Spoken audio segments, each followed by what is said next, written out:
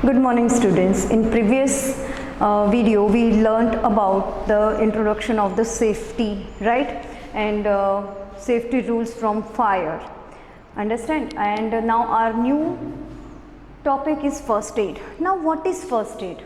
First aid means whatever the primary thing, जो हम primary में जो डॉक्टर आने से पहले जो भी हम उसका ट्रीटमेंट करते हैं, जो हमारे पास जो भी चीज़ें अवेलेबल हैं उससे, that is known as first aid. Then what is the definition of the first aid? That the treatment, immediate treatment before the doctor arrive given to the person, it is known as first aid. Understood? For example किसी को लग ही गया, cut हो गया, तो क्या करोगे आप? जल्दी से उसको वॉश करोगे, फिर उस पर डेटॉल लगाओगे, फिर कोई एंटीसेप्टिक आपके पास है या फिर सोफ्रामाइसिन है तो हम वो अप्लाई करेंगे, right. This is all about the first add. ये हो गया अपना first aid, right. This is an example only.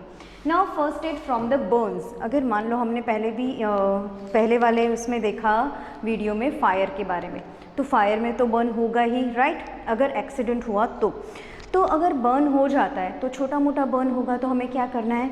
Running water, cold running water में उसको क्या करना है? वॉश कर देना है जो भी अपना. तो इससे क्या हो जाएगा? जो सेंसेशन है, जो इन्फ्लेमेशन है, जो जलन है, वो कम हो जाएगी और आपको थोड़ा सा राहत मिलेगा. Then another thing is baking soda और वाटर की पेस्ट उसके ऊपर हम लगा देंगे तो भी उससे आपको जलन जो होती है बर्न के दौरान वो कम हो जाएगी. देन अगर मान लो कि ऐसा बहुत ज़्यादा सीवियर, थोड़ा सा नहीं जल रहा, बहुत सारा बॉडी पार्ट, बहुत बड़ी मतलब इंजरी हो गई है, then what you have to immediately call the doctor. और छोटी मोटी में है तो आप खुद डॉक्टर के पास में चले जाओ, या बड़ी हो तो फिर डॉक्टर को बुला लो, राइट. देन अगर मान लो कि केमिकल से, अगर मान लो हम लेबोरेटरी में काम कर रहे हैं या केमिस्ट्री लैब है अपने पास और हम लोग काम कर रहे हैं, काम करते करते कुछ एसिड या फिर कुछ ऐसा सब्सटेंस केमिकल हमारे ऊपर गिर जाता है तो उससे भी बर्न हो सकता है. तो भी हमें क्या करना चाहिए? फर्स्ट थिंग क्या करनी है हमें कि जो रनिंग कोल्ड वाटर है उसमें ही अपना जो बर्निंग एरिया है या बर्नड एरिया जो है उसको हमें वॉश कर देना है कोल्ड वाटर से. अंडरस्टैंड? देन दूसरी चीज़ एंटीसेप्टिक और बोरोलिन. यस, एंटीसेप्टिक और बोरोलिन आप अप्लाई कर सकते हो. और मान लो कि उसके बाद में आप एक गॉज भी, मतलब एक कपड़ा भी, एक ट्रांसपेरेंट, गॉज क्या होगा? ट्रांसपेरेंट कपड़ा होता है जिससे हवा भी लगती है. Understand? So this things we have to do. Now the another topic is that the first aid from the animal bite. मान लो एनिमल से बाइट हो गया है किसी भी इंसान को, फॉर एग्ज़ाम्पल डॉग, फिर हो गया अपना ह्यूमन बीइंग है तो मान लो डॉग ने बाइट किया या फिर मंकी या रैबिट, इन्होंने किसी ने बाइट किया हो तो इसमें रैबिस होने की बहुत ज़्यादा चांसेस हो सकती है, राइट. तो in case of the animal bite what you have to do, that affected area we have to wash with the soap and water. Soap और वाटर से हमें उसको वॉश करना चाहिए. Then immediately apply the antiseptic cream. Antiseptic cream जो है हमें उस पर अप्लाई करना चाहिए. Then cover the bandage if it is bleeding. अगर ब्लीडिंग हो रहा है, पानी आ रहा है, ब्लड आ रहा है, तो हमें उसको क्या करना चाहिए? बैंडेज लगा देनी चाहिए. Then in case of the sting, मान लो किसी ने, ऐसे भी इंसेक्ट होते हैं जो मधुमक्खी है या फिर येलो फ्लाइज जो हैं वो डंक मार लेती है, स्टिंग करती है, तो हमें क्या करना चाहिए? हमें तुरंतली बेकिंग सोडा और टूथपेस्ट वो जल्दी से उसके ऊपर अप्लाई कर देना चाहिए. देन और एनिमल्स में हमें स्नेक ने मान लो बाइट कर दिया है.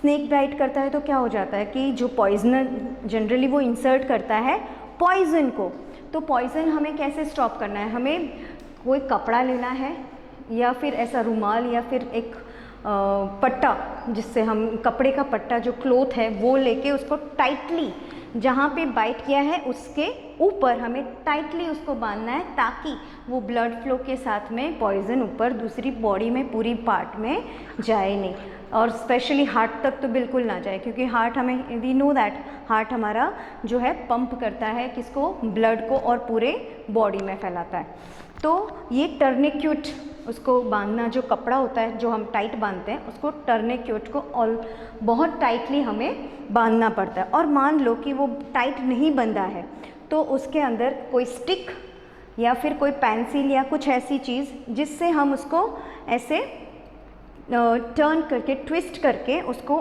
और ज़्यादा टाइट बांधना पड़ेगा ताकि जो पॉइजन है जो ब्लड में से आगे फैले नहीं। Now the first step from the fracture. मान लो फ्रैक्चर हो गया किसी को तो आप क्या करोगे? जनरली फ्रैक्चर होता है तो ब्रेक, फ्रैक्चर कहेंगे किसको कि ब्रेक ऑफ बोन्स। अगर बोन है तो वो अगर क्रैक हो गया है या टूट गया है उसे कहेंगे फ्रैक्चर।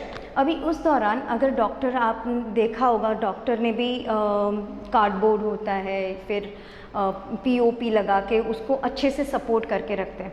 फिर एक कपड़ा आपके नेक के थ्रू यहाँ पे बांधा जाता है, उसे कहेंगे स्लिंग, ताकि वो एक सपोर्ट रहे जो भी आपका बोन है उसको ठीक होने में।